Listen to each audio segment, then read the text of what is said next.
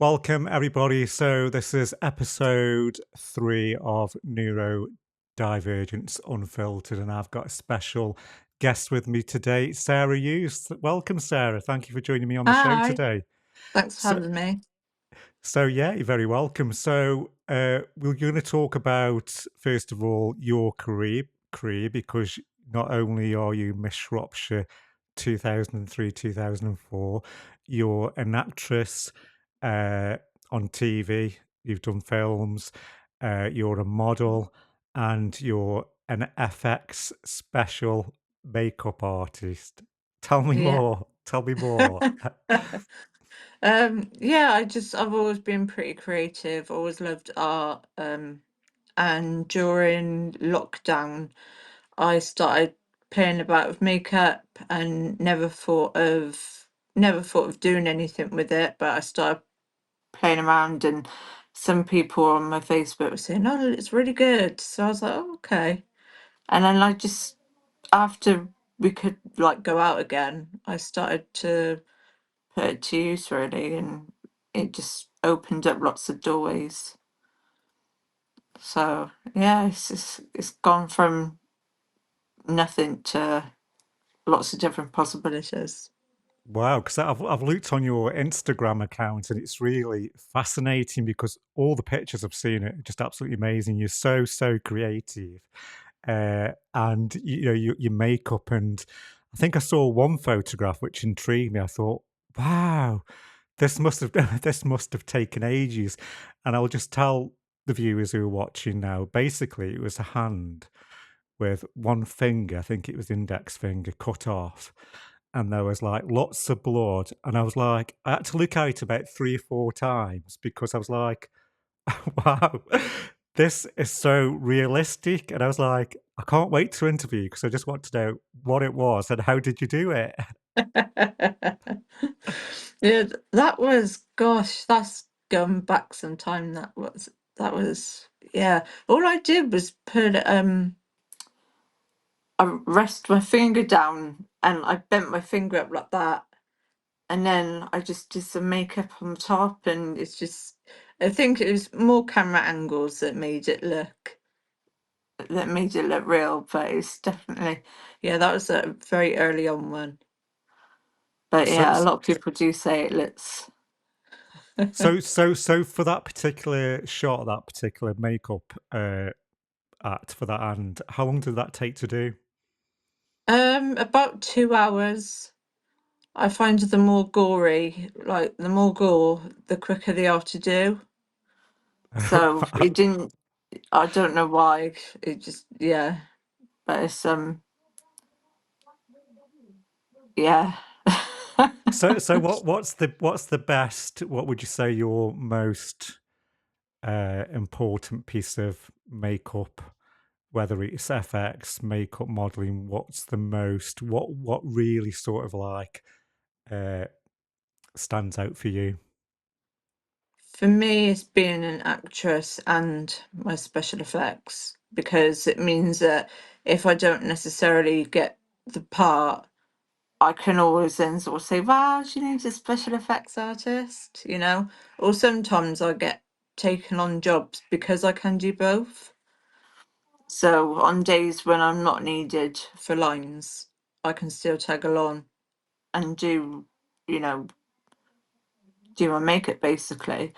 Um, I recently finished filming for a film that should be out soon, and the days when it wasn't me filming, I could then go and do the makeup for it.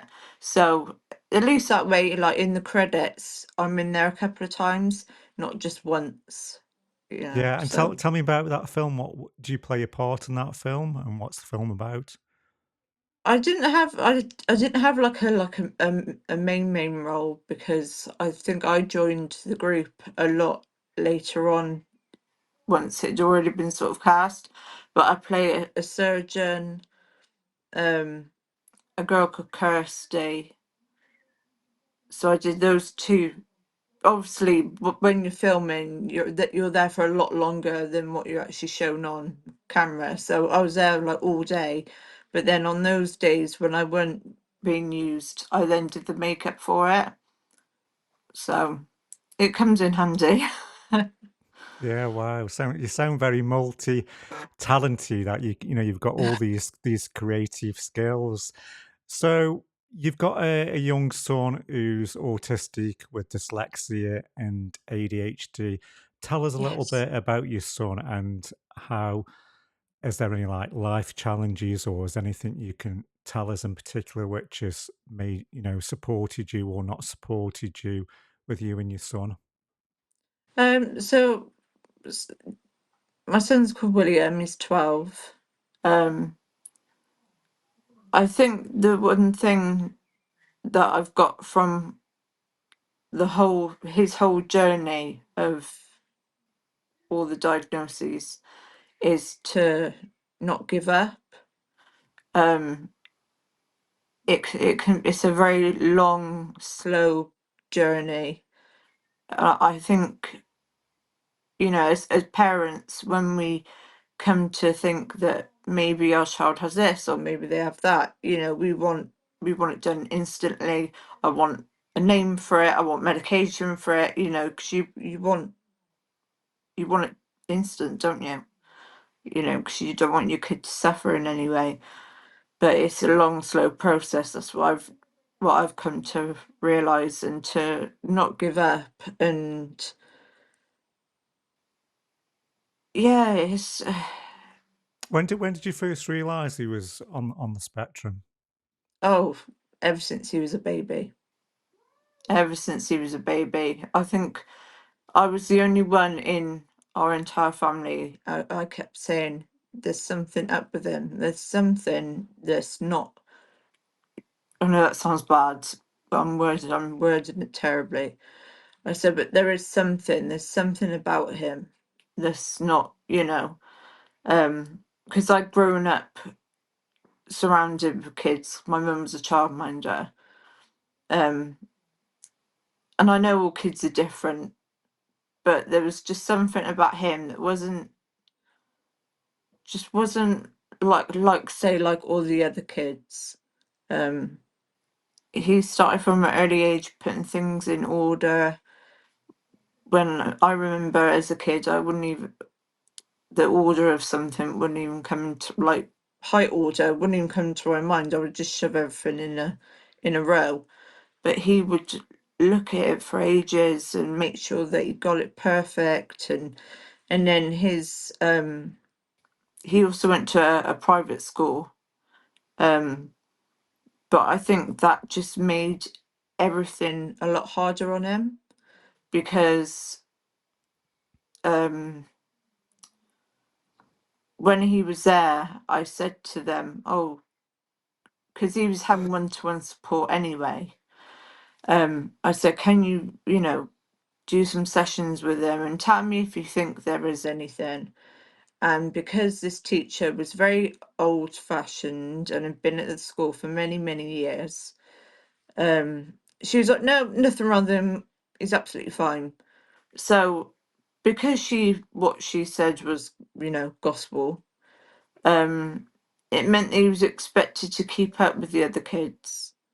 And if he wasn't keeping up with them, then there is something to do with him. He's doing something wrong. He's either not listening, not paying attention, talking too much in class, and we just weren't getting anywhere. And I could tell that he couldn't help the way he was, like the way he reacts to things, like loud sounds, when he gets upset, when he gets excited, and I could just tell that the reaction he would give, he couldn't help. So it was getting him in a lot of trouble.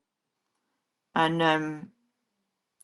I think he got to the point then, like years after, um, when he got to about, I think, 10, that finally people in the family started thinking, oh, maybe there is something. Because for a very long time I was being told that because I thought my parenting was so bad, obviously there's got to be something wrong with him because of me putting it on myself.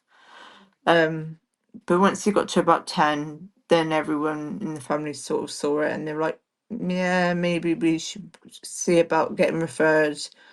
Um, and yeah, I mean, he couldn't even sit still throughout the referral meeting. So, and then it's just, it's progressed quicker now that I have been listened to, but even it is a nightmare. Even just getting him on new medication is a battle. Um, everything takes so long to do, so long to set up. You know, you can't do anything through your doctor. It's got to be through, other ways, and it's not easy. But I Just think coming back, once you, just coming back to what you just said about the bad parenting. Do you think sometimes professionals, you know, and I think I think it's nationally, they think they call it the AAA program, where parents go on courses, learn how to be, a better parent. Do you think sometimes, or most of the times, that some of these professionals don't just get it? Just get that, it's not bad parenting. There's something wrong with the child. The child's got a condition, the child's got a developmental condition, and there's something wrong. And sometimes do you get the fact that the professionals, I'm not saying all professionals, but most professionals will just sort of just say, well, you know, it's parenting skills. oh yeah, definitely. I mean, I've been referred through a couple of groups, and oh, do you want a group? Do you want a course for this and a course for that? And it's like, well, it's all well and good me doing psychology, child psychology, and everything like that, but you haven't actually taught me about kids that have these, like, autism. Like, none of the groups I went to actually mentioned autism or ADHD. So even though I went to all those groups, it didn't help me at all because everything I did there doesn't apply to my son. So, since your son's been diagnosed with autism and ADHD and dyslexia, because he's got them three conditions, do you think since he's been diagnosed, school education are a lot better now? Yes. Unfortunately, I did have to take him out of the private school that he was at because they were unable to, um, basically, they just didn't have the facilities for kids that have any sort of disabilities, really. And now I think, hindsight, if I'd have known, I never would have chose that school, but I didn't know he was going to have anything, you know. And not that it's a problem that he does, but it's just, they had nothing there. So he was just being held back, um, excluded quite a bit from uh, groups. He was very, he always felt like he was trying to keep up with the other kids, and there was just no way that was going to happen. And that's what the school basically told us. Um, it's a shame, really. Part of me is angry because um, if it hadn't have, well, I don't know. I can always say, oh, if it hadn't have been for this, if it hadn't have been for that, but I think it would have helped if I had been listened to the first time I brought it up with the school, because then I,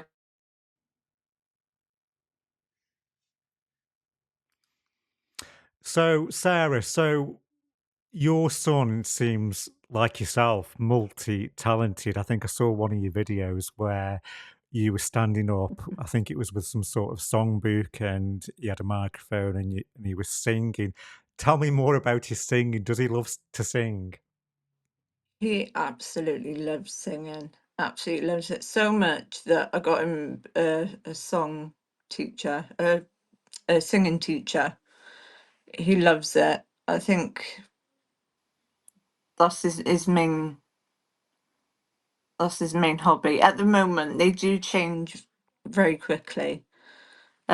Sometimes it's an instrument or something sporty, but at the minute he's on singing. So Great. And does he enjoy school? Does he enjoy going to school now? um he enjoys going to school because he's on par with everyone. But he still really struggles an awful lot. I think he struggles most with coming to terms with his own diagnosis. So he really struggles. Oh, mum, why have I got to be like this? I don't want to go to this school. And it's like, well, I know, but you've got to because they know what they're doing. But I do feel sorry for him. So does he? So he's aware that he's got these conditions: autism, dyslexia, and ADHD. Does he have a school educational plan? Yeah, yeah, he's got a school education plan. We've got him all set up. Yeah, finally got everything together now. So. Yeah. Do you find as a parent it's hard work with the system that you've got to battle to get this, to get that, and do you feel as though like you just sometimes you're banging your head against a brick wall because you just want the right support and you want the right outcome for your child? You want him to finish school, with good exams and things like that. And do you think now because he's got the plan in place, he will excel now? Yeah, now they can teach him at a level that he's at, and he can learn with other kids that are at the same level that he's at. He's not going to be given work that's completely he's unable to do anymore now, which is why I pulled him out of his one school. But yeah, sometimes it does feel like you're just bashing your head against a brick wall because and the wait list for just an assessment alone, is absolutely ridiculous. Yeah, I think in some areas now, even across the UK, there's. I did a piece not long ago for the BBC national news where it was showing that up in, I think it was up in Yorkshire and the Humberside, that there was a wait list of 7 years just for an ADHD diagnosis, and that wasn't for children, that was for adults. 7 years, which is just ridiculous, really, when somebody wants the right support and the right help. Now, obviously, we're talking about diagnoses and assessments and autism, ADHD. I know just a few days ago we were chatting on social media, and you did say to me, and you said you would be quite open to talk about it, that you think yourself that you may be on the spectrum, you may have autism or ADHD. Would you mind talking about that and what makes you feel that you are on the spectrum? Yeah, but I was diagnosed with borderline personality. Um, and one thing I have been told a lot by people that have had that same diagnosis is that they were then later diagnosed autistic and were just told that BPD and autism have very similar symptoms or traits, if you want to call it that. Um, so that's been one thing that I've been told a lot. But then also I noticed like things with him, with my son, I didn't realize were a thing for autistic people. So like stimming, I've always done that. Like I'm always like moving my foot around or I'm moving something. I'm always doing something. And then when I was taught like spoken to about my son and they said, oh, when he does that, that's stimming. And I was like, I do that, and I'm very quick to react like he is. We think very, very, very similar. Sometimes the conversations between us both, you would think it's just me having a conversation with myself. He's yeah, we're just both very similar,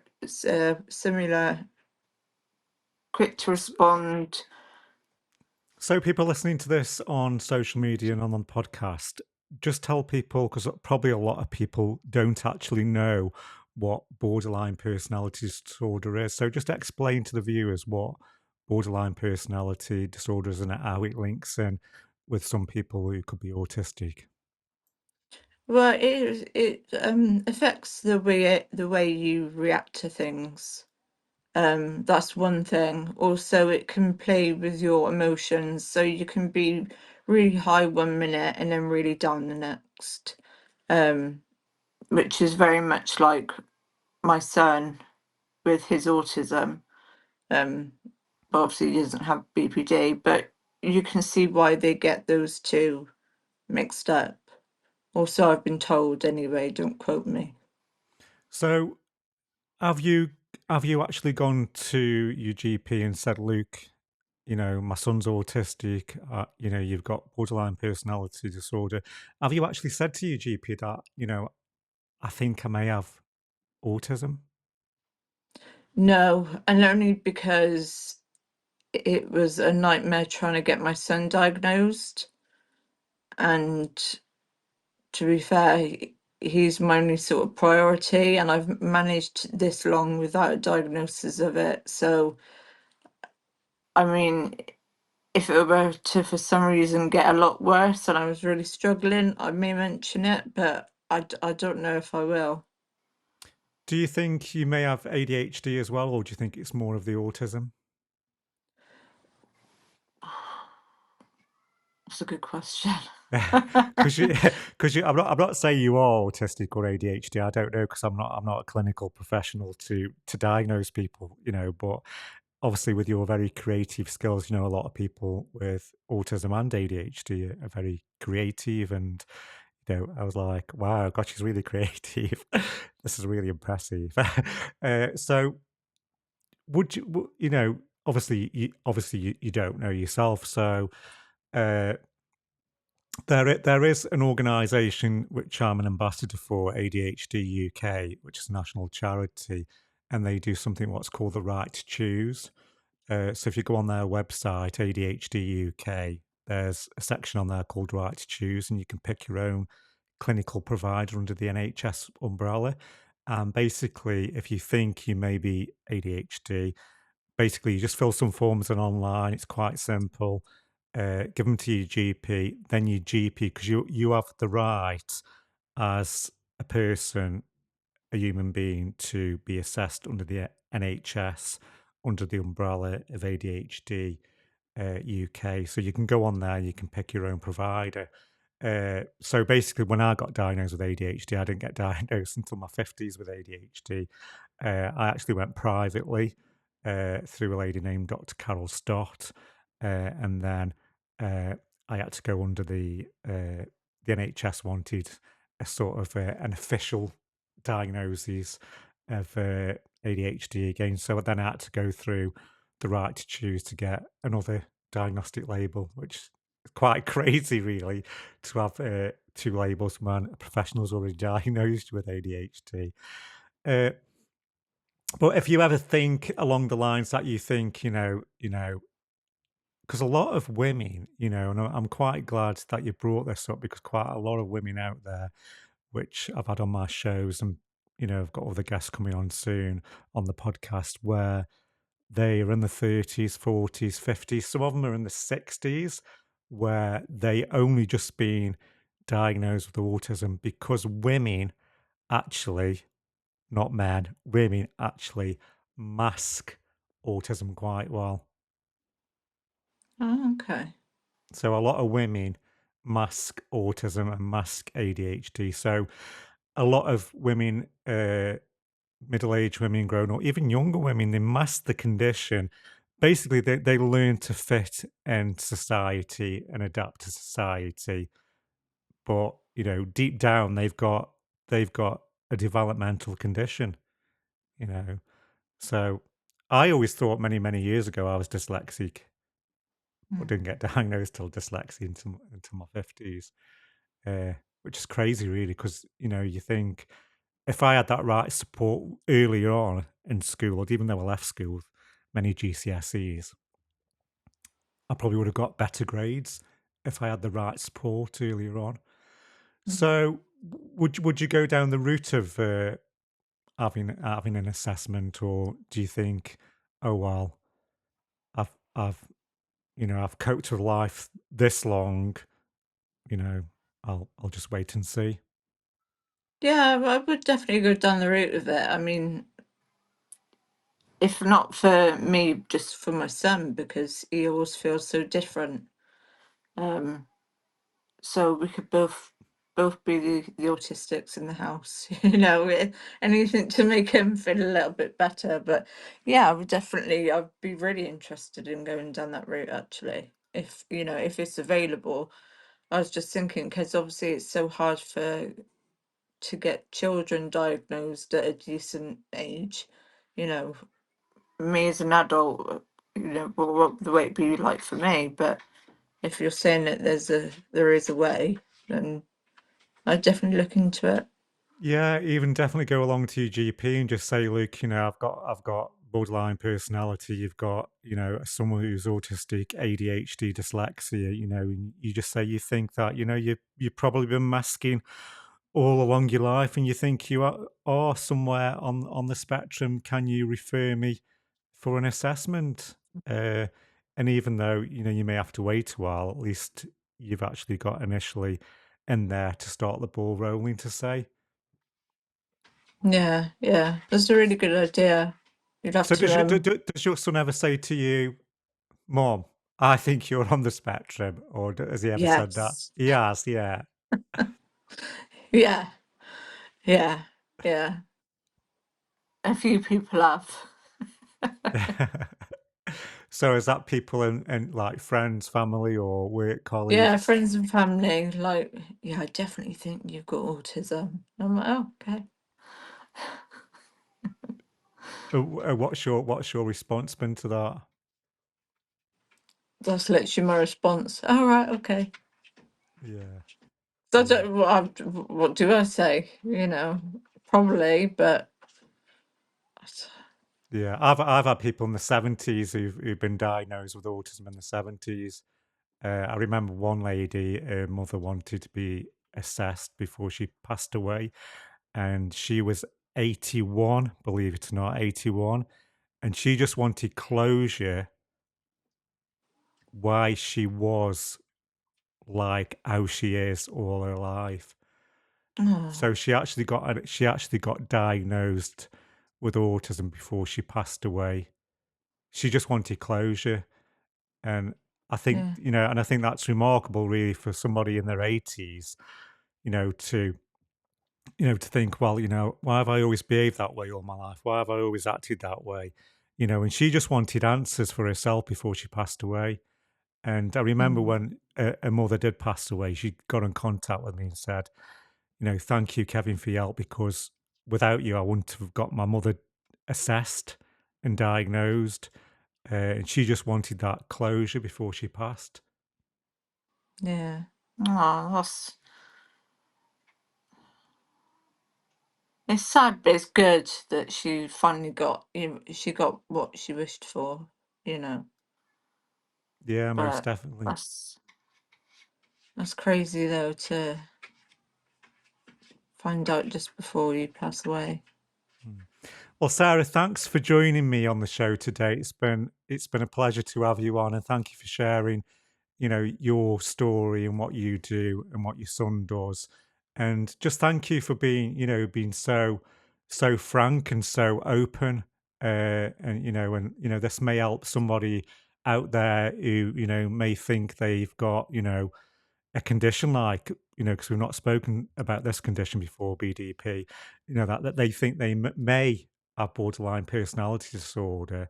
And, even if you just help one person, I always say, even if you help one person, it's so, so important. So I just want to thank you for coming on and being so, helpful, frank, and just being so open, and just being you, the creative you who's really creative, very fascinated, very talented.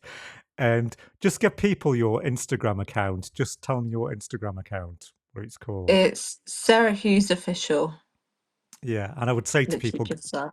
go on it, go on it.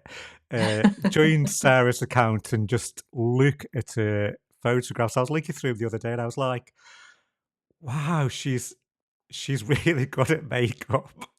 Really, really good. And I was like, wow, some of the shots you've taken where I think I can't remember one. There's so many, but there was one which sticks in my mind. I think you were wearing green.